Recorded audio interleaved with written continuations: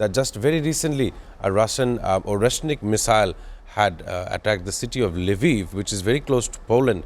And amidst this internal rifts between the fact of Greenland, a territory that even common Greenlanders say that they are with Denmark in this case, and Denmark is a NATO member, and NATO was set to rise or increase their spending of military arms by every nation by 5%. But now American ambition towards Greenland is causing a rift, and of course I want to understand how Mr. Ali Ahmed feels about this issue, because Russia-Ukraine war has been the longest standing war in the last decade. Yes, this is very complicated or very simple. It depends on how you look at it. Trying to grab a country almost, the Greenland, from their self, it is semi-independent under Danish tutelage. It is becoming for any gentleman country, and they are additionally members of NATO, and other NATO countries have said that if America comes, we will side with Denmark. But Donald Trump, being what he is, perhaps is going to heed very little of what the others say.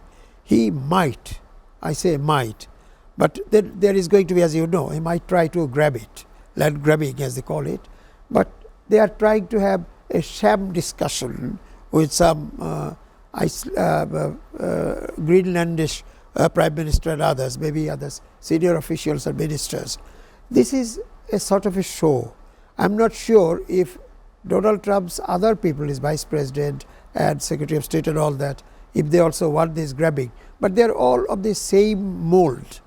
Perhaps there is no differences in their policy decisions. And Donald Trump, after all, is the only person who now rules America. Even Congress itself, with all its powers, is now useless for the time being. But then Congress's lashing is coming out in about say 15-20 months, days or in a month's time. Donald Trump might even be impeached. Probably his impeachment resolution has been introduced. So he is also going to have a very tough time. Of course, the midterm elections are set to the end of the year. And election is perhaps going to be a very bad thing. But then again, if you have listened to many things, these Republicans, they are not the Republicans of the 80s or 90s. These Republicans are very, very extremist.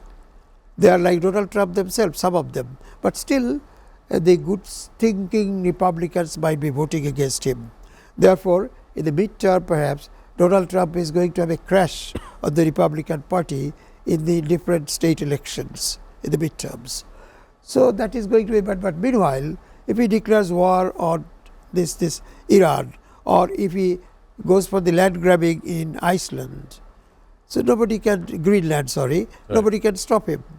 So the damage is being done and will continue to be done till he is incarcerated, which is also likely, I tell you. He might be sent to jail, but that takes time. And that is why he is all the more heroic now, doing all these things, thinking that the world opinion and the internal opinion of USA will be diverted to him.